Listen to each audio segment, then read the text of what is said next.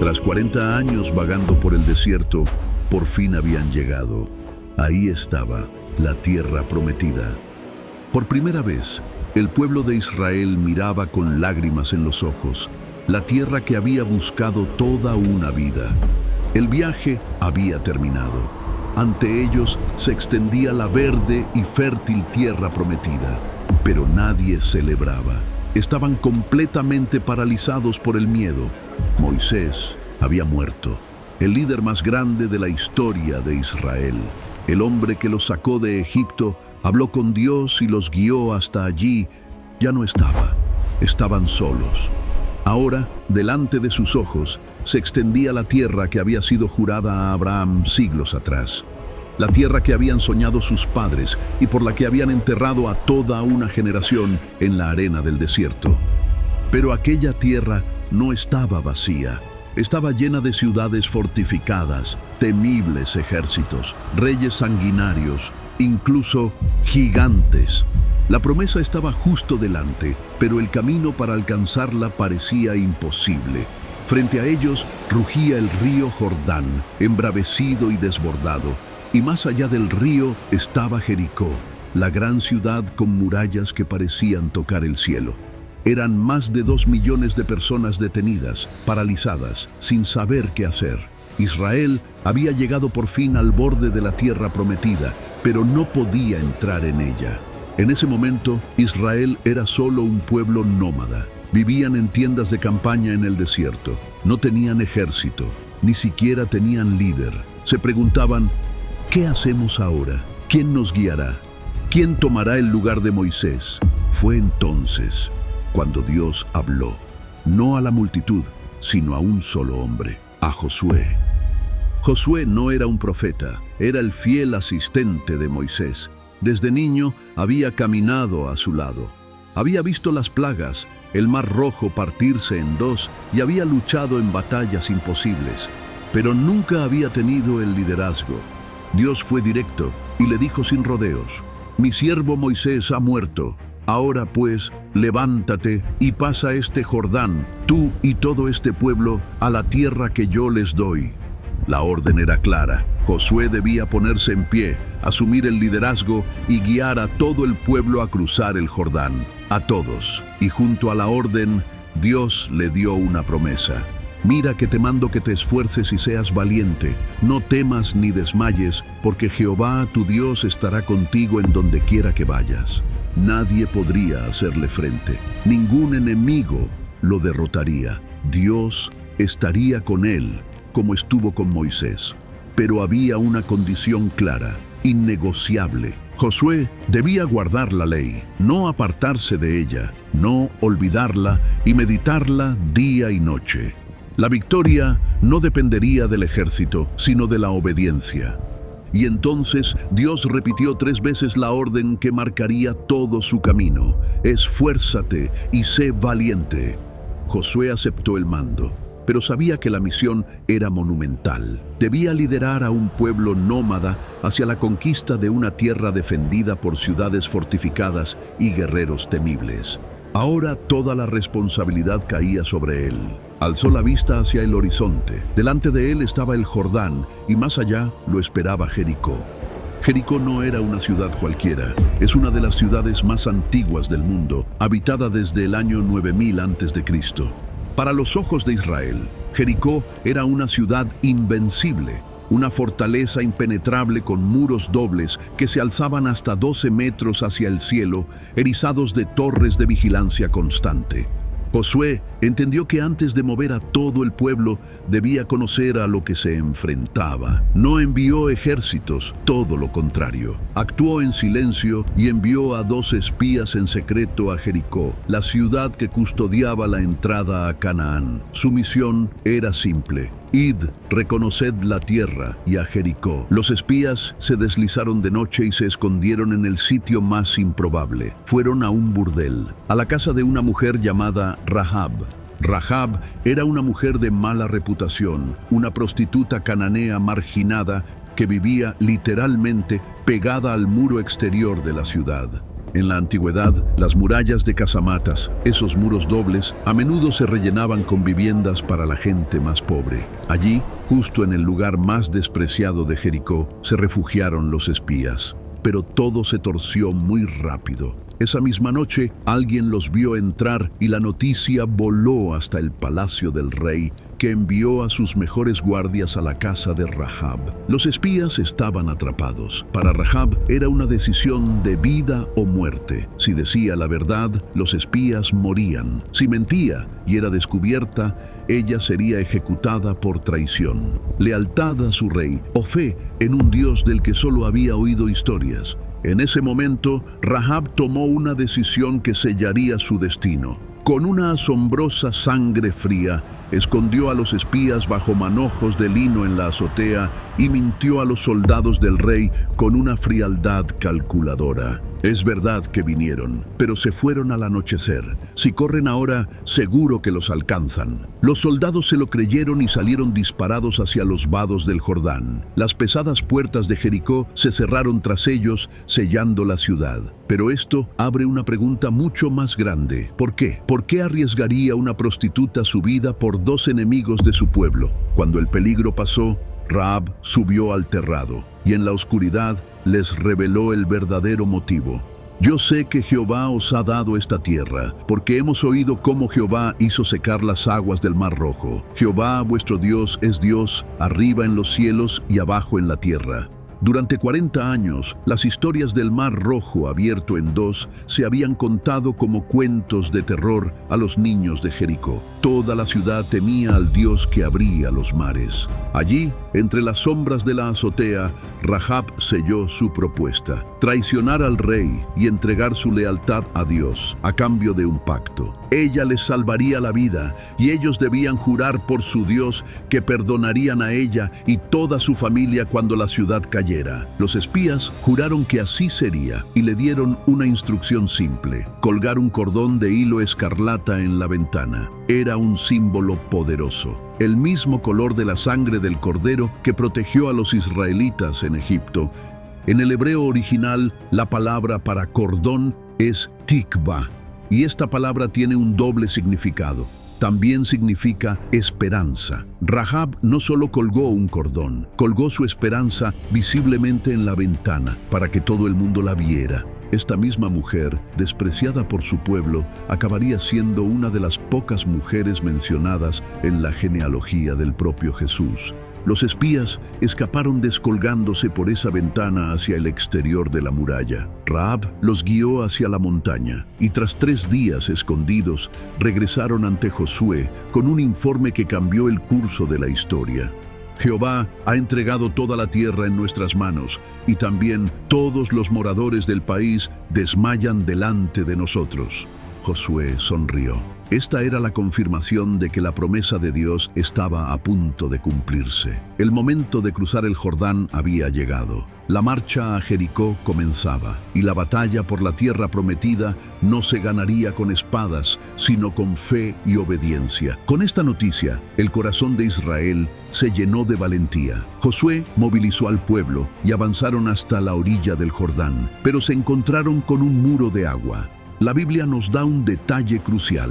Era la época de la siega. En esa estación, el deshielo de las nieves del lejano monte Hermón convertía el Jordán en un torrente violento, sucio y letal que se desbordaba sobre sus riberas, arrastrando lodo, rocas y árboles a su paso. Imagina un río en plena crecida, más ancho que un campo de fútbol y con la fuerza suficiente para arrancar árboles de raíz. Ahora imagina guiar a 2 millones de personas, hombres, mujeres, niños y ganado, a través de él, sin un solo puente, sin una sola barca. Parecía imposible. Durante 3 días permanecieron allí, detenidos frente al río. Entonces Josué dio una orden: santificaos, porque Jehová hará mañana maravillas entre vosotros. Y cuando amaneció al 3er día, la orden fue ejecutada. Al frente de todo el pueblo, los sacerdotes levantaron el arca del pacto,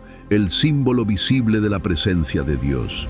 No cruzarían usando barcas ni puentes, sino siguiendo un cofre de madera recubierto de oro, el arca del pacto. Debían mantener una distancia de casi 1 kilómetro entre el pueblo y el arca. Nadie podía acercarse demasiado a la presencia de Dios. Josué lo dejó claro. En el momento en que los pies de los sacerdotes tocaran el borde del agua, el río se detendría. No antes. Primero el paso de fe, después el milagro. Y así ocurrió. El silencio se apoderó de la multitud. Llegó el momento de la verdad.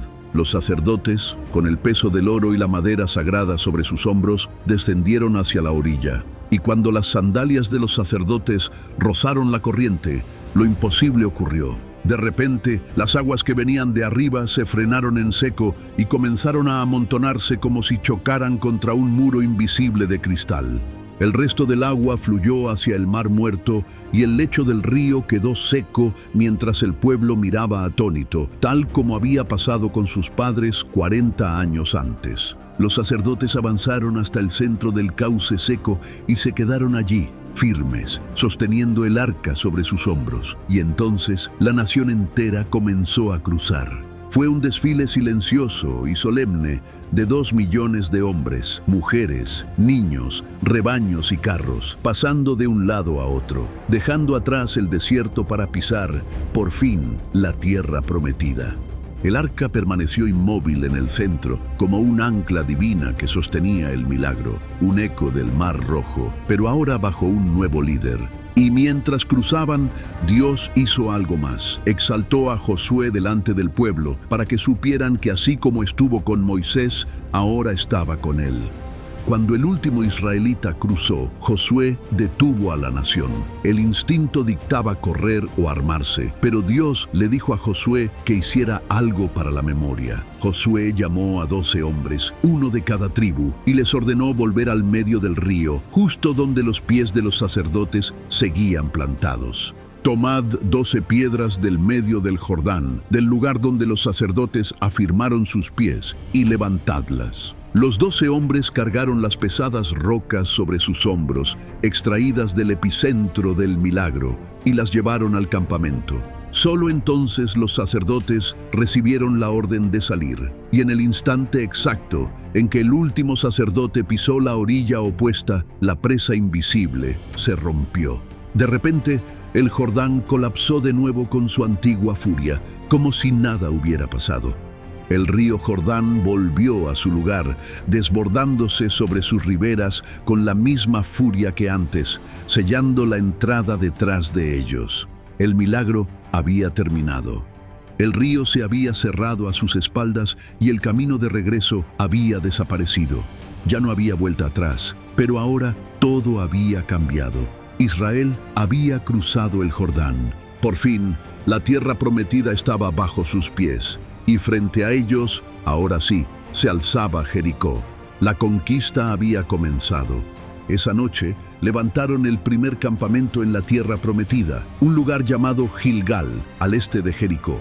Y allí Josué colocó las 12 piedras que habían sacado del río, formando un monumento, y proclamó: Cuando vuestros hijos pregunten qué significan estas piedras, les responderéis que las aguas del Jordán fueron divididas delante del arca del pacto de Jehová. El monumento era un recordatorio de que el Dios vivo estuvo en medio de su pueblo. Aquel día, la mirada del pueblo cambió. Ya no veían a Josué como la sombra de Moisés, sino como el líder indiscutible de la nación. Las noticias de cómo el río Jordán se había secado corrieron como la pólvora y el pánico se apoderó de los reyes cananeos. El miedo había cambiado de bando. Era el momento perfecto para atacar. El enemigo estaba aterrorizado y desmoralizado. Pero en vez de atacar Jericó, Dios ordenó algo sorprendente: detenerse y circuncidarse. Durante 40 años en el desierto, la marca del pacto se había olvidado. Una generación entera creció sin ella. Ahora, a las puertas del enemigo, Josué no mandó afilar espadas, sino cuchillos de pedernal. Una circuncisión masiva dejó a todos los hombres incapacitados por varios días y completamente vulnerables en territorio enemigo. Durante 3 días, todo el ejército de Israel quedó vulnerable, convaleciente y acampado en pleno territorio enemigo, confiando únicamente en la protección de Dios. Parecía un suicidio militar, pero era una lección. El pueblo necesitaba reconciliarse con Dios. Fue una maniobra de altísimo riesgo. Durante días, el ejército de Israel quedó paralizado por el dolor de la recuperación, expuesto a un ataque sorpresa. Pero milagrosamente, los cananeos no atacaron. Estaban paralizados por el miedo. Una vez restaurados y sanados, celebraron la primera Pascua en la tierra prometida. Habían pasado exactamente 40 años de la primera Pascua en Egipto. Un ciclo perfecto se cerraba. Por primera vez, los hijos de Israel comieron del fruto real de la tierra prometida, grano de la tierra. Y a la mañana siguiente, algo que había sido una constante durante 40 años, simplemente cesó. Y el maná cesó el día siguiente, desde que comenzaron a comer del fruto de la tierra, y los hijos de Israel nunca más tuvieron maná. El pan del cielo dejó de caer. Ya no debían mirar al cielo esperando comida, ahora debían mirar a la tierra y tomarla con sus propias manos. La etapa de supervivencia había terminado. Con el campamento asegurado, la atención de Josué se centró en el primer obstáculo, la imponente ciudad de Jericó. Sus murallas parecían inexpugnables. Una noche, mientras observaba la fortaleza, de repente vio a un hombre frente a él con la espada desenvainada. Josué, con el instinto del guerrero activado, lanzó una pregunta: ¿eres de los nuestros o de nuestros enemigos? El hombre contestó: no. Como príncipe del ejército de Jehová he venido ahora. Josué cayó rostro en tierra y adoró. Entonces el comandante celestial le dio una orden: quita el calzado de tus pies, porque el lugar donde estás es santo. Eran las mismas palabras que Dios le dijo a Moisés ante la zarza ardiente. Era la manifestación de Cristo antes de su encarnación. El suelo de la guerra se había convertido en un santuario. El mensaje era inconfundible. El mismo Dios que inició el éxodo estaba ahora presente para dirigir la conquista. Allí, a la sombra de una fortaleza pagana, Dios le entregó el plan de batalla. Era, posiblemente, la estrategia más absurda jamás concebida. Sin arietes ni catapultas, sin escaleras ni flechas. El plan era marchar. Durante 6 días, el ejército completo debía rodear la ciudad una vez al día en absoluto silencio, precedidos por 7 sacerdotes tocando trompetas de cuerno de carnero, el shofar y el arca del pacto. Imagina la guerra psicológica desde el interior de Jericó. Los centinelas esperaban fuego y gritos de guerra, pero solo veían un desfile solemne y silencioso. Solo se oía el sonido rítmico de miles de pasos y el soplido inquietante de los cuernos. La tensión era insoportable. Al 7º día, las instrucciones cambiaron. No marcharían una vez, sino 7. El sol calentaba y el polvo se levantaba mientras daban vuelta tras vuelta. La presión acumulada en el aire era explosiva. La batalla estaba a punto de comenzar. Al terminar la 7ª vuelta, los sacerdotes tocaron las trompetas con un sonido largo y penetrante. Fue la señal. Josué se volvió a los 2 millones de almas de Israel y gritó: «Gritad, porque Jehová os ha entregado la ciudad». Un grito contenido durante años de esclavitud y décadas de desierto estalló en un solo instante. No fue un grito de guerra humano, fue un clamor de fe en una promesa cumplida. En ese momento, las imponentes murallas de Jericó, un prodigio de la ingeniería defensiva de la época, no fueron derribadas, simplemente se desplomaron. Cayeron sobre sí mismas, creando una rampa de escombros perfecta para un asalto. El ejército no tuvo que escalar. Cada hombre avanzó en línea recta hacia lo que tenía enfrente y tomó la ciudad. En medio de la destrucción total ordenada por Dios, solo una casa quedó en pie, la de Rahab, la mujer marcada por un cordón rojo en la ventana. En medio del polvo, los escombros y la masacre, los 2 espías corrieron hacia el único pedazo de muro que parecía haber quedado en pie o accesible, la casa con el cordón de grana atado a la ventana. Los espías cumplieron su juramento y sacaron a Rahab junto a toda su familia, salvándolos de la destrucción. Ella y su familia fueron los únicos salvados en medio del juicio. La ciudad fue incendiada y todo lo que había en ella fue destruido, excepto la plata, el oro y los utensilios de bronce y hierro que fueron consagrados al tesoro de Dios. Josué pronunció entonces una maldición profética sobre las ruinas humeantes. Cualquiera que intentara reedificar Jericó pagaría el precio con la vida de sus hijos. El humo de Jericó subió al cielo. La euforia en el campamento de Israel era absoluta. Tras 40 años en el desierto, se sentían invencibles. Si Dios podía derribar murallas con trompetas, ¿quién podría hacerles frente? Con la caída de Jericó, la fama de Josué y de su Dios se extendió por toda la tierra. Los cananeos ahora sabían que no se enfrentaban a un simple ejército. Se enfrentaban a un Dios que abría ríos y derribaba murallas con un grito. Pero mientras Israel celebraba, una sombra se cernía sobre el campamento. Un hombre llamado Acán, de la tribu de Judá, había profanado la victoria. Caminaba entre los escombros cuando vio entre el botín consagrado a Dios un manto babilónico de gran valor, 200 siclos de plata y un lingote de oro. La codicia nubló su juicio. Lo tomó y lo enterró bajo su propia tienda. Nadie lo vio, pero las consecuencias estaban a punto de llegar. Ignorante de la traición, Josué fijó su siguiente objetivo: la pequeña ciudad de Jai. Comparada con la majestuosidad de Jericó, Jai era un punto insignificante en la geografía, apenas un puesto avanzado en una colina. Los espías de Josué regresaron con un informe cargado de soberbia. No canses a todo el pueblo. Envía solo a unos 2 o 3 mil hombres. Josué, contagiado por el exceso de confianza, cometió un error catastrófico. Dejó de consultar a Dios. Entonces sucedió lo impensable. 3.000 soldados de Israel subieron la colina, pero los hombres de Jai salieron a su encuentro con una ferocidad salvaje que rompió las filas israelitas y los persiguieron colina abajo, matando a 36 de ellos. El ejército, hasta entonces invencible, huyó preso del pánico. No fue una masacre masiva, pero el impacto psicológico fue devastador. La Biblia dice que el corazón del pueblo se derritió y se volvió como agua. La burbuja de invencibilidad había estallado.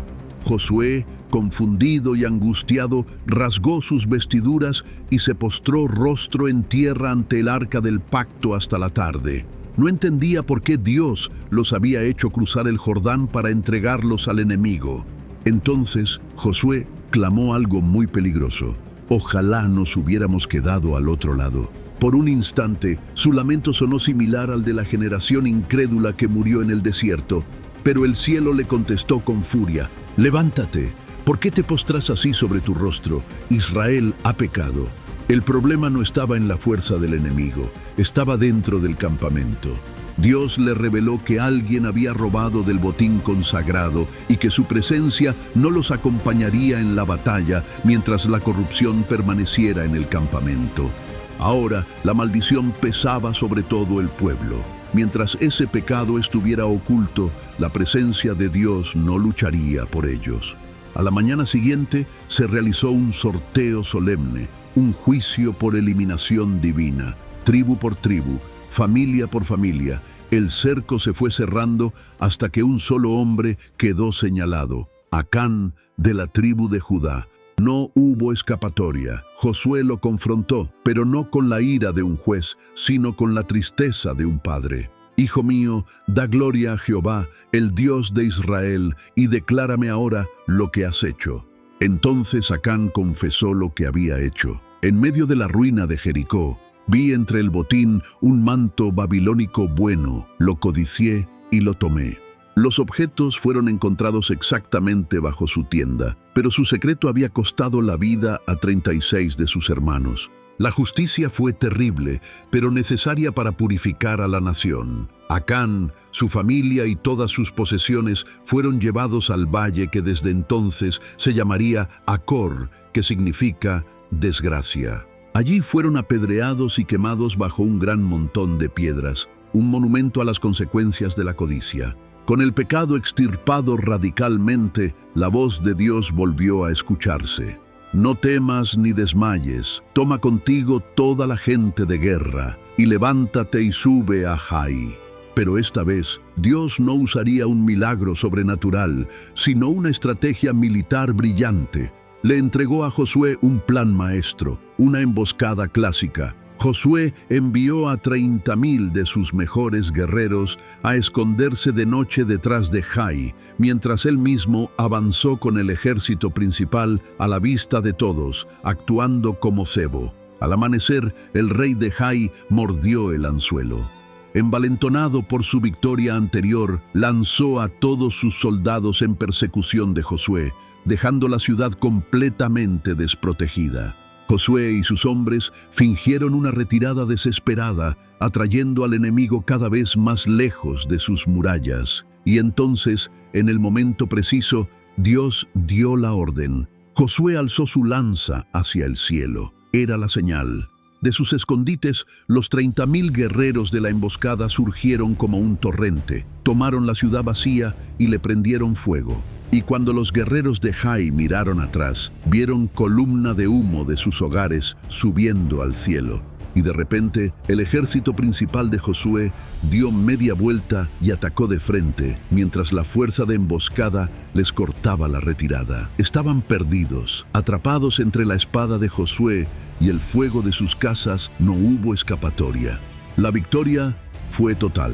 Ai fue reducida a un montón de ruinas para siempre. Pero en vez de celebrarlo, Josué guió a todo el pueblo al valle de Siquem.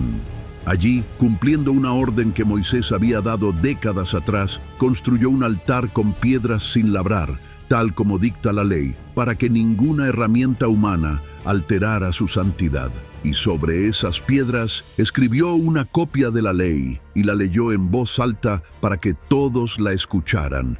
Leyó en voz alta cada palabra del pacto, cada mandamiento, recordándoles que su permanencia en la tierra dependía de su obediencia. Curiosamente, la acústica natural de este valle permite que una voz humana se escuche a kilómetros de distancia. Josué dividió al pueblo, la mitad frente al monte Gerizim, el monte de la bendición, y la otra mitad frente al monte Ebal, el de la maldición. Hombres, mujeres, niños y extranjeros escucharon en silencio solemne. La lección había sido aprendida de la forma más dura. La conquista de la tierra prometida no dependía de la fuerza de sus espadas, sino de la pureza de sus corazones y su obediencia a Dios. La noticia de la caída de Jericó y Jai se extendió como un incendio. Las victorias de Israel sembraron el miedo, y los reyes cananeos, antiguos rivales, forjaron una alianza desesperada para aniquilar a Israel. Pero los habitantes de Gabaón, una ciudad de guerreros poderosos, eligieron un camino diferente. Decidió que pelear contra Israel era un suicidio, así que planearon algo diferente. Engañarlos. Montaron una escenografía impecable, se disfrazaron con harapos y sandalias rotas, cargaron sus asnos con pan mohoso en sacos rotos y se dirigieron al campamento de Josué. Parecían fantasmas de un viaje interminable. Al llegar a Gilgal, mintieron a Josué diciendo que venían de una tierra lejana y pidiéndole que hicieran un pacto de paz con ellos. Entonces, Josué y los líderes de Israel cometieron un error grave. Confiaron en lo que veían sus ojos en lugar de preguntar a Dios. Josué cayó en la trampa, firmó la paz y juró protegerlos. Cuando 3 días después descubrieron quiénes eran realmente, el pueblo de Israel estalló en ira. Se sintieron humillados y querían matarlos por mentirosos, pero Josué los detuvo y dijo: hicimos una promesa en nombre de Dios, no podemos matarlos. El castigo para los gabaonitas fue perdonarles la vida, pero a cambio tendrían que trabajar para siempre cortando leña y sacando agua para el santuario de Israel. Así, los gabaonitas perdieron su libertad y fueron condenados a servir a Israel por el resto de la historia. Pero esta alianza tuvo consecuencias. Cuando Adonisedec, el rey de Jerusalén, se enteró de que Gabaón se había rendido a Israel, le invadió el pánico. Llamó a otros 4 reyes para atacar a Gabaón por traidores. Acorralados, los gabaonitas, ahora sirvientes de Israel, pidieron auxilio a Josué. Y Josué no lo pensó dos veces. Tenía que cumplir su promesa. Reunió a sus mejores soldados y marchó toda la noche, subiendo montañas sin descansar para atacarlos por sorpresa. Al amanecer, cayeron sobre los enemigos. El ataque sorpresa fue devastador. Los 5 reyes no se lo esperaban y sus ejércitos entraron en caos. Mientras huían, de repente Dios lanzó piedras de granizo gigantes sobre el enemigo. Murieron más por el hielo que por la espada. La batalla iba bien, pero estaba atardeciendo. Si se hacía de noche, los enemigos escaparían, se reagruparían y volverían a atacar otro día. La oscuridad era la única esperanza de escape para los reyes amorreos. Josué necesitaba más tiempo, necesitaba más luz, y entonces hizo algo increíble frente a todos sus soldados. Josué se plantó frente a su ejército y a la vista de todos gritó una orden que desafiaba las leyes del universo. Sol, detente en Gabaón, y tú, luna, en el valle de Ajalón. De repente lo imposible sucedió. El sol se detuvo y la luna se paró, hasta que la gente se hubo vengado de sus enemigos. El universo obedeció. El sol se detuvo en el cenit y la luna se quedó quieta, prolongando el día por casi 24 horas. Y con esa luz extra, Israel logró una victoria total. Los soldados de Israel, aunque estaban agotados, aprovecharon esa luz extra para terminar la batalla y asegurar la victoria. Los 5 reyes que habían huido cobardemente fueron encontrados escondidos en una cueva en Maceda, y no hubo negociación. Josué ordenó a sus capitanes poner sus pies sobre los cuellos de los monarcas, un gesto antiguo que simbolizaba la subyugación total y la victoria definitiva. Tras la ejecución, el ejército regresó a Gilgal. En una sola campaña relámpago, el sur de Canaán había sido conquistado. Ese día quedó marcado en la historia como el día en que el universo se detuvo para luchar a favor de su pueblo. Sin embargo, la victoria en el sur no trajo la paz, despertó a una bestia más grande. Las noticias de la caída de los reyes amorreos llegaron a oídos de Jabín, rey de Azor, la metrópolis más poderosa de toda Canaán. Cuando Jabín se enteró cómo Josué había aplastado a los reyes del sur, comprendió que esperar el ataque era firmar su sentencia de muerte.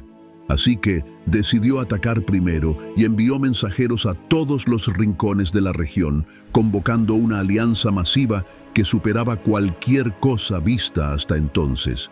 Reunió un ejército tan inmenso que parecía como la arena a la orilla del mar, una multitud incontable que se extendía hasta donde alcanzaba la vista.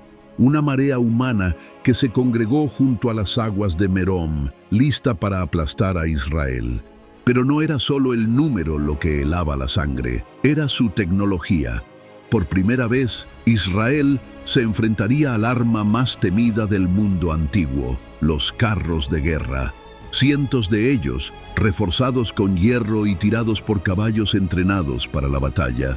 Para que te hagas una idea, en aquella época, enfrentarse a pie contra un carro de guerra era como tratar de pelear hoy con una espada contra un tanque blindado. Eran máquinas de muerte rápidas e imparables, diseñadas para romper filas y aplastar cuerpos. El ejército de Israel, compuesto por antiguos esclavos y caminantes del desierto, sintió que el miedo les helaba la sangre. ¿Cómo podían ganar contra esa maquinaria militar? En ese momento de máxima tensión, a orillas de las aguas de Merom, los dos ejércitos se encontraron. Pero entonces Dios habló directamente a Josué y le dijo: «No tengas temor de ellos, porque mañana a esta hora yo entregaré a todos ellos muertos delante de Israel». Sin embargo, Dios le dio una orden muy extraña sobre qué hacer con el botín de guerra. «Quemarás sus carros de fuego y desjarretarás sus caballos». ¿Qué significaba desjarretar? Significaba cortarles los tendones de las patas a los caballos para que quedaran cojos y no sirvieran para la guerra. Esto parece cruel o ilógico, pero tenía una razón importante. Aquí radica la gran lección estratégica. Dios no quería que Israel adoptara las armas del enemigo. No quería que su pueblo confiara en la velocidad de los caballos o en la fuerza del hierro. sino que su fe permaneciera anclada en el único que garantiza el triunfo. Quería que siguieran confiando solo en él. Josué obedeció y lanzó su mejor estrategia, la sorpresa. Lanzó una ofensiva relámpago al alba, cayendo sobre el campamento de la coalición junto a las aguas de Merom sin darles tiempo a organizar su maquinaria. El ataque fue tan súbito y brutal que el pánico se apoderó del enorme ejército. La gran ventaja táctica de los carros se convirtió en su peor pesadilla. En la confusión y el terreno irregular se volvieron inútiles, obstruyendo la huida. La masiva alianza se desmoronó. Israel los persiguió sin descanso, destruyendo por completo al ejército del norte. Con la coalición destruida, Josué marchó directamente sobre Azor, la capital que había orquestado la rebelión. La capturó, ejecutó al rey Javín y quemó por completo la ciudad. Fue la única ciudad de esa zona que destruyó con fuego, como una señal de que la cabeza de la rebelión había sido cortada. La gran metrópoli del norte ardió hasta los cimientos, convirtiéndose en una columna de humo y una advertencia para toda Canaán. Estas grandes batallas quebraron el poder militar organizado de la tierra, pero la conquista no fue un evento de un solo día. La guerra se extendió por varios años hasta derrocar a los 31 reyes. El número 31 no es casual. Era el símbolo de lo imposible hecho posible. Una nación de antiguos esclavos, sin un ejército profesional, había desmantelado toda la estructura de poder de Canaán. Así, la tierra prometida, que una vez fue solo un sueño lejano para esclavos en el desierto, ahora estaba bajo sus pies. Ahora era el momento de comenzar a construir un hogar. Después de la gran victoria en el norte y la quema de Azor, podríamos pensar que todo terminó ahí. Pero Josué 11 y 12 nos cuentan algo más realista. La conquista no fue un evento de un fin de semana, fue un proceso largo y duro. Fueron 7 años de campañas militares constantes, 7 años durmiendo en campamentos, 7 años de marchas forzadas, 7 años de verano e invierno peleando contra ciudades fortificadas y gigantes. Y una vez los ejércitos principales habían sido derrotados, quedaba un asunto pendiente. Un asunto que aterrorizaba a Israel desde hacía décadas. Los anaseos, los hijos de Anac, eran la raza de gigantes que 40 años atrás habían aterrorizado a los espías de Israel, provocando que se refugiaran en el desierto por más de 40 años. Josué tenía que cerrar el ciclo de miedo. Sabía que no podía haber paz real mientras ese miedo existiera, así que subió a las montañas de Hebrón, Debir, Anab y exterminó a los gigantes. No dejó ninguno en las montañas de Israel, demostrando que aquellos monstruos invencibles también sangraban y caían. Fue una guerra psicológica, un mensaje para su gente y para la historia. Los gigantes también caen. Cuando Dios pelea, el tamaño del enemigo es irrelevante. La Biblia lo sella con una frase contundente. No quedó ninguno de los anaseos en la tierra de los hijos de Israel. La victoria fue total, pero hubo una excepción. Los gigantes no desaparecieron del todo. La Biblia revela que algunos gigantes sobrevivieron y huyeron a pueblos como Gat y Asdod. Y este es el increíble origen de la historia de Goliat. Siglos más tarde, de la ciudad de Gat, se levantaría un nuevo campeón gigante para aterrorizar a una nueva generación de israelitas. Josué, sin saberlo, dejó la semilla del conflicto que un joven pastor llamado David tendría que resolver. Pero la conquista no fue instantánea. Tendemos a recordar el milagro de Jericó, donde los muros cayeron con un grito, pero esa fue la excepción. La realidad fue mucho más dura. En la Biblia leemos: por mucho tiempo tuvo guerra Josué con todos estos reyes. Fueron años de sudor, de marchas forzadas, de estrategia militar y de una fe puesta a prueba en el campo de batalla. Dios les entregó la tierra, pero ellos tuvieron que pelear cada centímetro. Israel había vencido. Las murallas inexpugnables de Jericó eran polvo, los reyes enemigos habían caído y las batallas habían cesado. Tras 40 años de vagar por el desierto y años de conquista brutal, los niños jugaban en campos y las familias cosechaban viñas. El tiempo pasó y Josué comenzó a sentir el peso de los años. Josué ya era un anciano, y aunque la tierra principal había sido conquistada y los grandes reyes derrotados, la misión no estaba terminada. Aún quedaban focos de resistencia, enclaves enemigos en una tierra que debía ser limpiada por completo. Entonces Dios intervino y le dijo: Josué, tú ya eres viejo, avanzado en años, y todavía queda mucha tierra por poseer. La conquista unificada había terminado. Comenzaba la era de la herencia. Dios le estaba diciendo que su tiempo como general de espada en mano estaba terminando, y ahora comenzaba su etapa como estadista. La misión cambió. Josué debía colgar la espada y repartir la tierra entre las tribus de Israel. Cada tribu recibiría su porción, y cada familia sería responsable de expulsar a los enemigos restantes de su propio territorio. Los soldados colgaron sus espadas. Tras años de lucha, polvo y milagros, la tierra descansó de la guerra. Pero ahora comenzaba un desafío diferente, quizás más complejo que la guerra: repartir la herencia y aprender a vivir en ella. Cada familia recibiría su herencia, su propio campo de batalla y su hogar. Se echaron suertes y se asignaron valles y montañas. Así comenzó la gran distribución, un momento histórico donde se trazaron los mapas y las fronteras de lo que sería la nación de Israel. La distribución de la tierra comenzó con la tribu más numerosa y poderosa, Judá. El territorio que les tocó fue inmenso, desde el árido desierto en la frontera con Edom hasta las olas del mar Mediterráneo. Una región vasta y diversa, con valles fértiles, desiertos áridos y montañas escarpadas. Sin embargo, la victoria de Judá tiene una mancha oscura. A pesar de su inmenso poder, se toparon con una fortaleza rocosa que no pudieron doblegar: Jerusalén. Los jebuseos que habitaban en Jerusalén resistieron, y a pesar de todo su poder, los hijos de Judá no pudieron expulsarlos. Se vieron obligados a una convivencia incómoda. La tribu de Judá tuvo que resignarse a conquistar Jerusalén, dejando a la ciudad como una espina clavada en el corazón del territorio. Fue una fortaleza en las montañas independiente durante casi 400 años, hasta que el rey David finalmente lograra conquistarla. Luego llegó el turno de la casa de José, los descendientes del hijo favorito de Jacob, que había salvado a la familia en Egipto.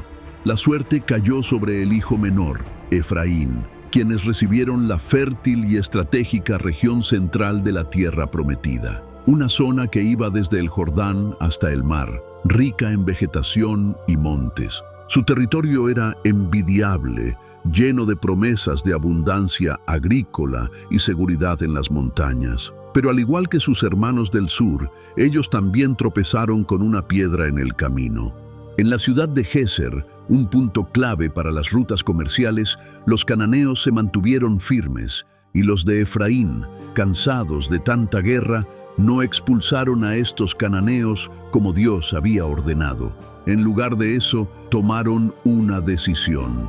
Permitieron que los cananeos se quedaran viviendo en medio de ellos, pero los sometieron a trabajos forzados y les obligaron a pagar tributo. Parecía una solución inteligente aprovechar la mano de obra del enemigo en lugar de aniquilarlo. Pero esta convivencia se convertiría en una trampa lenta y peligrosa para el futuro. Al dejar vivo al enemigo dentro de sus fronteras, dejaron que el veneno permaneciera en la tierra, y con el tiempo debilitaría su propia identidad. Así, mientras la tierra prometida comenzaba a tener dueños, también comenzaban a aparecer las primeras grietas. Israel domina el mapa, pero el enemigo no había desaparecido, solo parecía domesticado. Tanto en el sur con Judá como en el centro con Efraín, la tierra tiene nuevos dueños. Pero al convivir con el enemigo y cobrarle impuestos, han sembrado la semilla de su futura corrupción. El enemigo no fue destruido, solo fue puesto a trabajar, y con el tiempo su influencia crecería. La tierra comenzaba a tener dueños legítimos, pero hubo una tribu que no recibió nada. la tribu de Leví. A la tribu de Leví no se le entregó ni una hectárea de tierra para cultivar. A ellos se les recordó que su herencia era algo superior, el sacerdocio y el servicio directo a Dios. Su tierra era el altar. Este acto de fe establecía que la verdadera posesión de Israel no era el suelo, sino el Dios que se lo había dado. Pero en medio de este reparto de tierras ocurrió algo impactante. De entre la multitud salió un anciano de 85 años, con la espalda recta y la mirada de un joven. Era Caleb, el compañero inseparable de Josué. Ambos eran los únicos sobrevivientes de aquella generación que salió de Egipto. Todos los demás habían muerto en el desierto. De los más de 600,000 hombres que salieron de Egipto, solo 2 lograron cruzar la línea de meta y sobrevivir al desierto: Josué y Caleb. Caleb se acercó a Josué y le recordó la promesa que Moisés le había hecho 45 años atrás, cuando ellos dos fueron los únicos espías que creyeron que Dios podía darles la victoria. Y le pidió algo que desafió toda lógica humana.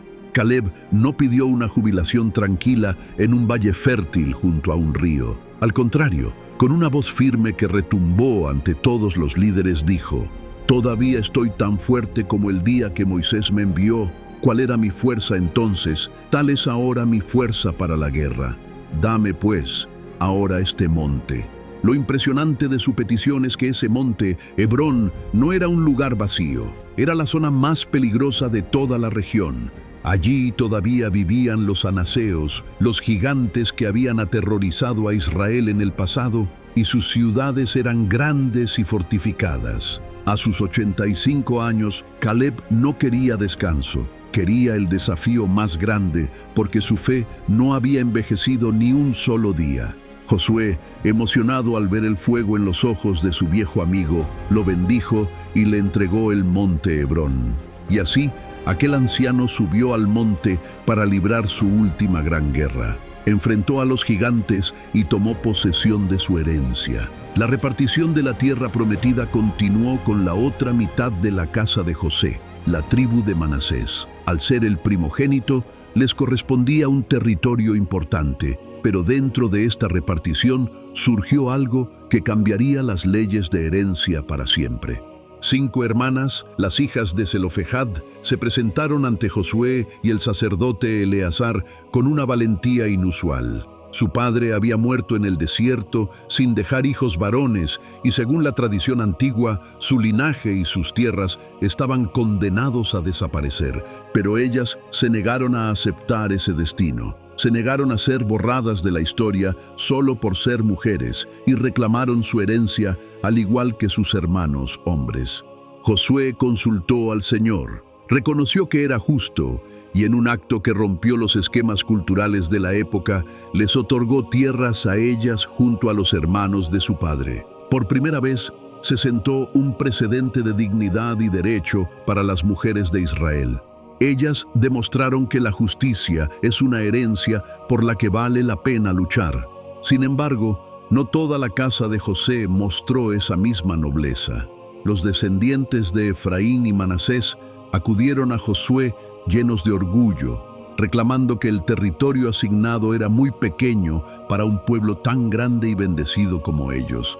Como el propio Josué pertenecía a su tribu, esperaban que les diera un trato preferencial. Pero la respuesta de Josué fue una lección de liderazgo. Les dijo que si eran tan numerosos y poderosos como decían, no deberían tener problemas en subir a los bosques de las montañas, talar los árboles y despejar el terreno para vivir. Fue entonces cuando salió a la luz su verdadero problema, el miedo. Los hijos de José admitieron que no querían ir al valle porque los cananeos que vivían allí tenían carros de hierro, esa tecnología militar que tanto temían. Josué no aceptó sus excusas y les aseguró que, si realmente usaban su fuerza, podrían despojarla y expulsar a los cananeos, carros de hierro o no. Con las batallas principales terminadas, toda la congregación de Israel se desplazó a un lugar llamado Silo. Allí, en el corazón de la tierra prometida, levantaron el tabernáculo de reunión. Por primera vez desde el Sinaí, la presencia de Dios tenía un lugar fijo y centralizado en la tierra. Silo se convirtió en el centro espiritual y político de la nación, la primera capital religiosa de Israel que duraría siglos hasta su destrucción por los filisteos. Pero entonces un extraño letargo se apoderó del pueblo. 7 tribus aún no habían reclamado su herencia. Se quedaron paralizadas, quizás cómodas con lo poco que tenían o intimidadas por la tarea de construir ciudades desde cero. Josué, viendo esta apatía, reunió al pueblo y los confrontó diciéndoles: ¿Hasta cuándo seréis negligentes para venir a poseer la tierra que os ha dado Jehová, el Dios de vuestros padres?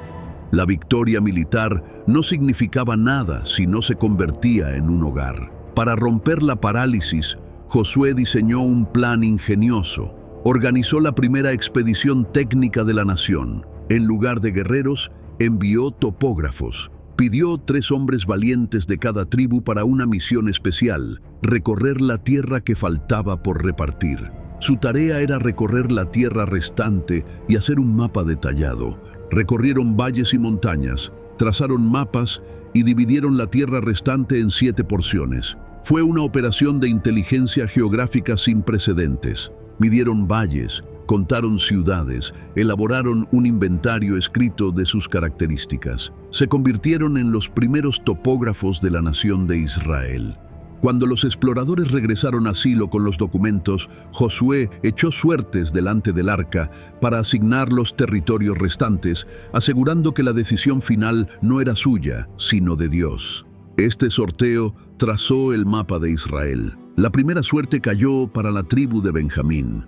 Su territorio quedó como una franja de amortiguación, atrapada justo entre las 2 potencias más grandes, la tribu de Judá al sur y la casa de José al norte. Su herencia incluía ciudades importantes y valles profundos, un terreno estratégico y peligroso que definiría el carácter guerrero de esta pequeña tribu en el futuro. El sorteo en Silo continuó y la segunda suerte cayó para la tribu de Simeón. Y ocurrió algo muy particular con su herencia. No recibieron un territorio independiente y separado como los demás. Como la parte que le había tocado a la tribu de Judá era excesivamente grande y tenían más tierra de la que podían administrar, se decidió incrustar a Simeón dentro de las fronteras de su hermano mayor. Esta decisión geográfica selló su destino. Con el paso de los siglos, la identidad de Simeón sería absorbida, fusionándose con Judá como una sola fuerza en el sur. Luego, las suertes siguieron definiendo el mapa del norte. Zabulón, Isaacar, Aser y Neftalí recibieron valles fértiles, costas del mar y orillas del lago de Galilea, tierras de comercio y belleza estratégica.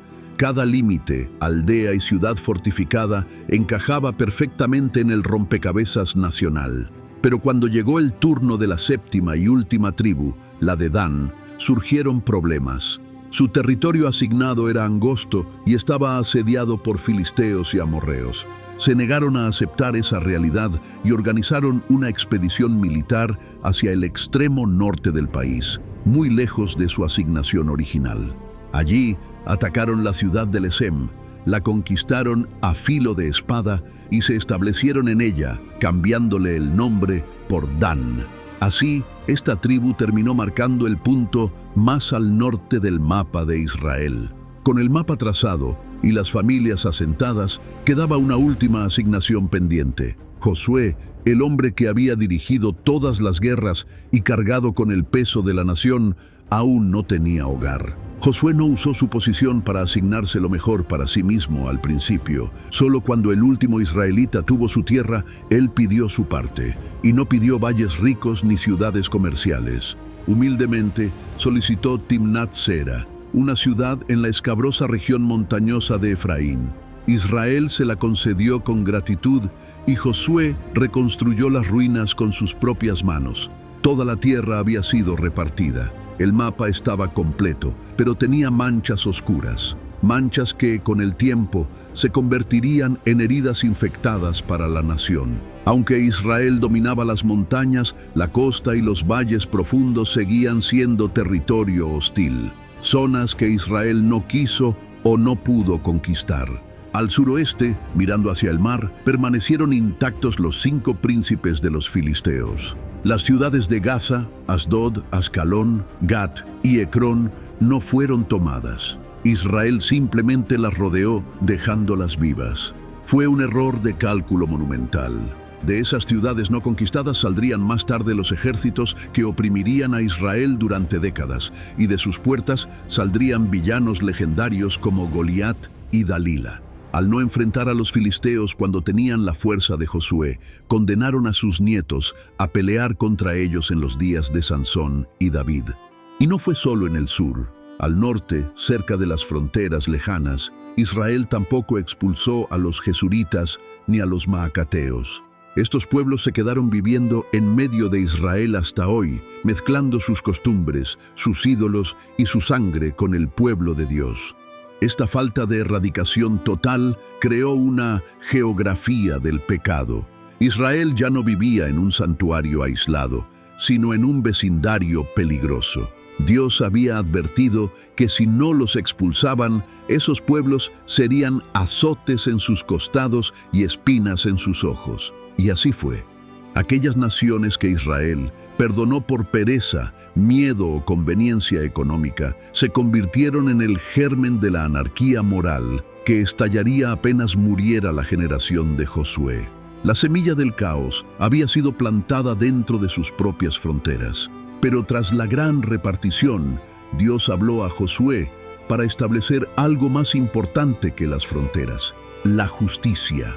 En el mundo antiguo, donde la ley del ojo por ojo imperaba, si alguien mataba a una persona, su pariente más cercano tenía el deber cultural de cazar y matar al responsable para equilibrar la balanza, sin importar las circunstancias. Pero Dios introdujo un concepto revolucionario: las ciudades de refugio, 6 santuarios estratégicamente ubicados, 3 al este del Jordán y 3 al oeste, incluyendo Sedes, Siquem y Hebrón, para que nadie estuviera demasiado lejos de la salvación.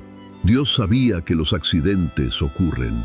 Un leñador podía estar trabajando y que el hierro de su hacha saliera volando y matara a un compañero sin querer. No era justo que ese hombre muriera por un error. Si alguien cometía un homicidio involuntario, corría hacia estas ciudades. Al llegar a las puertas, presentaba su caso ante los ancianos y si no había malicia, se le permitía entrar.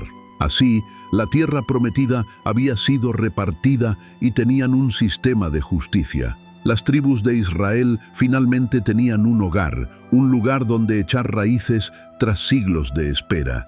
Pero en medio de la celebración, un grupo importante aún no tenía techo propio: la tribu de Leví. Mientras todas las demás tribus celebraban sus vastos territorios, los levitas, los encargados de las cosas sagradas, miraban los mapas y no se veían en ellos. Ellos eran los sacerdotes, los guardianes del tabernáculo y los maestros de la ley de Dios.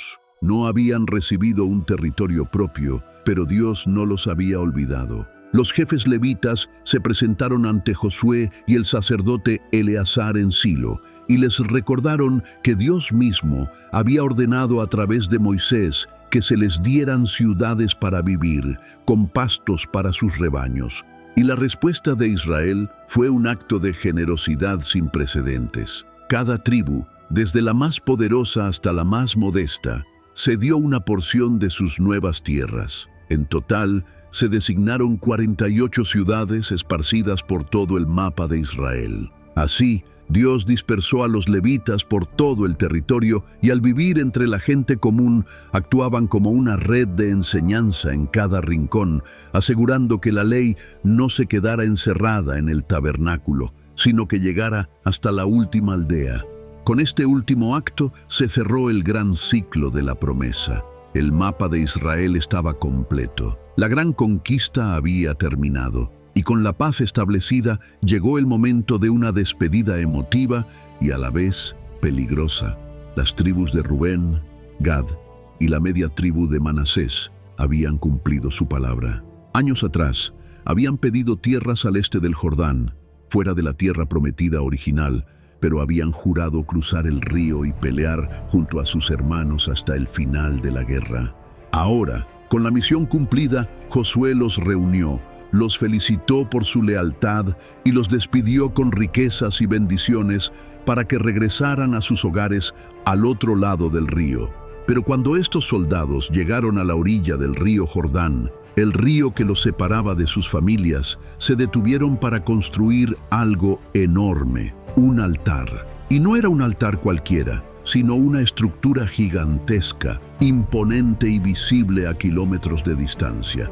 La noticia cruzó el río como un relámpago y la indignación estalló en el campamento de Israel. Cuando las noticias llegaron al resto de Israel en el lado oeste, estalló el escándalo. El pueblo pensó lo peor. Creyeron que sus hermanos se habían vuelto idólatras o que estaban creando una religión paralela, rebelándose contra el único altar verdadero que estaba en el tabernáculo. La tensión escaló en segundos y todo Israel se reunió en Silo. Estaban dispuestos a pelear contra sus propios hermanos antes que permitir una traición a Dios. En un instante, la paz que tanto había costado ganar estaba a punto de romperse, no por un enemigo extranjero, sino por una guerra civil. Sin embargo, antes de atacar, enviaron una delegación de paz al otro lado del río para que confrontaran a las dos tribus y escucharan por qué habían levantado el imponente altar. Pero la respuesta de las tribus del este transformó la ira en un nudo en la garganta. Con lágrimas y el corazón en la mano, explicaron que no habían construido el altar para ofrecer sacrificios, ni para reemplazar el culto a Dios. Al contrario, lo habían hecho por miedo. Temían que con el tiempo el río Jordán no solo separara sus tierras, sino también a sus descendientes. El altar era un testigo de piedra para que las generaciones futuras supieran que, aunque el agua los separara geográficamente, adoraban al mismo y único Dios. Al escuchar esto, la amenaza de guerra se disolvió instantáneamente en alegría y alivio. Llamaron a aquel altar Ed, que significa testigo, sellando así la unidad espiritual de la nación a ambos lados del agua. Pasó el tiempo y Josué, ya anciano, sabía que su final estaba cerca, y había una pregunta que le atormentaba. ¿Serían ellos tan fieles a sus promesas como lo fueron sus antepasados? Entonces, Josué convocó a todos los líderes, jueces y oficiales de Israel para una última advertencia. No les habló de estrategias militares ni de nuevas conquistas, sino del peligro más sutil y mortal que enfrentarían: el olvido. Con la voz de un anciano que había visto demasiado, les recordó que no habían sido sus espadas las que ganaron la tierra, sino Dios quien había peleado por ellos. Y les advirtió sobre las naciones que aún quedaban entre ellos. Les dijo claramente que si se mezclaban con esos pueblos, si adoptaban sus costumbres y se casaban con ellos, se convertirían en el instrumento de su propia destrucción. Sabiendo que las palabras se las lleva el viento, Josué organizó una última gran asamblea nacional en Siquem. Josué no eligió el centro religioso de Silo, donde estaba el tabernáculo. Eligió Siquem, un lugar cargado de historia. Fue en Siquem donde Abraham recibió por primera vez la promesa de esa tierra. Fue allí donde Jacob enterró los ídolos de su familia bajo una encina, purificando a su linaje. Siquem era el kilómetro cero de la fe de Israel. Volver allí era como volver al útero de la promesa para rendir cuentas. Josué llevó al pueblo de vuelta al origen de su historia para cerrar un ciclo de 600 años. La escena era sobrecogedora. Las 12 tribus reunidas en el valle entre el monte Ebal, la montaña de la maldición, y Gerizim, la montaña de la bendición. Josué empezó su discurso con un recorrido por la historia de Israel. Les recordó su origen, desde la idolatría de sus ancestros en Mesopotamia hasta la liberación de Egipto, los milagros del desierto y las victorias en Canaán. Fue un viaje por la memoria para demostrarles que, en cada paso, había sido la mano de Dios la que los sostenía. Entonces, llegó el momento decisivo. Josué, de pie frente a la multitud silenciosa, les lanzó un ultimátum que resonaría por la eternidad. No los obligó a seguir a Dios, les dio la libertad de elegir, pero les exigió que esa elección fuera pública y definitiva.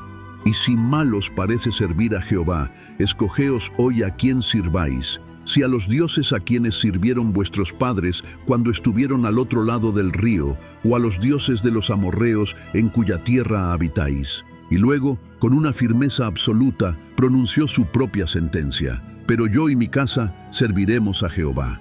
El pueblo, movido por la emoción del momento, respondió a gritos que ellos también servirían a Dios y que jamás lo abandonarían. Pero Josué, conociendo la inconstancia del corazón humano, no se conformó con una respuesta fácil. Josué quería que entendieran el peso de su compromiso y selló el pacto de una forma tangible. Tomó una gran piedra, levantándola bajo la misma encina donde, siglos atrás, Jacob había enterrado los ídolos. La colocó debajo de una encina y declaró algo escalofriante. Josué no dijo que la piedra sería un testigo de su pacto. Dijo que sería un testigo contra ellos si alguna vez mentían a su Dios. Poco después de este día, Josué murió. Tenía 110 años. Hay una coincidencia matemática en la Biblia que casi todos pasan por alto. José, el soñador que llevó a su familia a Egipto, murió a los 110 años. Josué, el guerrero que los trajo de vuelta a casa siglos después, murió exactamente a la misma edad. No es casualidad, es el cierre perfecto de un ciclo histórico. El pueblo de Israel enterró a Josué en las montañas de Efraín, cerrando así una de las eras más gloriosas de la historia de Israel. Pero aún quedaba una última promesa que cumplir, una promesa de más de 400 años. Ese día, los israelitas llevaron consigo algo muy valioso y antiguo: los huesos de José. José, el soñador que había salvado a su familia en Egipto siglos atrás, había hecho jurar a sus hermanos que, cuando Dios los visitara y los llevara de vuelta a la tierra prometida, llevarían sus huesos con ellos. Y así lo hicieron. Esos huesos viajaron con Israel durante todo el desierto y al fin fueron enterrados en el mismo pedazo de campo que su padre Jacob había comprado. Y así, con los huesos de José descansando en su tumba y el gran Josué sepultado en las montañas, llegó la paz. El ciclo se había cerrado, la promesa hecha realidad. Por fin tenían la tierra, la libertad y la bendición. Lo tenían todo. Todo era paz. Todo era abundancia, pero el futuro de Israel pendía de un hilo muy fino y frágil: la memoria. La fidelidad a Dios dependía de la memoria de los testigos. ¿Qué pasaría cuando esa generación desapareciera? La respuesta está apenas unas páginas después, en el libro de Jueces. En este aterrador versículo leemos: se levantó después de ellos otra generación que no conocía a Jehová, ni la obra que él había hecho por Israel. El futuro de toda una nación dependía de que la siguiente generación recordara milagros que no vio, y no lo hizo. La tragedia fue brutal. Israel resistió 400 años de látigos en Egipto sin perder su identidad.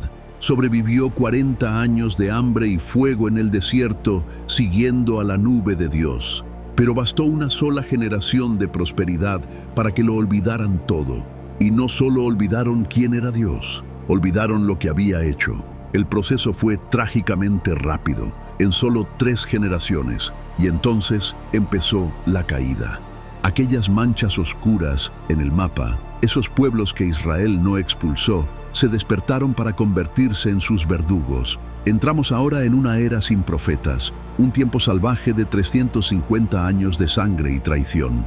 Si has llegado hasta aquí, tienes que continuar con este vídeo que aparece en pantalla. Y prepárate, porque si el libro de Josué fue el libro de la conquista, el libro de Jueces es el libro del colapso, una espiral descendente hacia el abismo. Entramos ahora en la era más oscura de la Biblia. Cada juez fue peor que el anterior. Cada generación más corrupta, pecado, idolatría, violencia y opresión, hasta que la nación empezó a devorarse a sí misma. Bienvenido a los tiempos oscuros. Bienvenido al libro de los Jueces.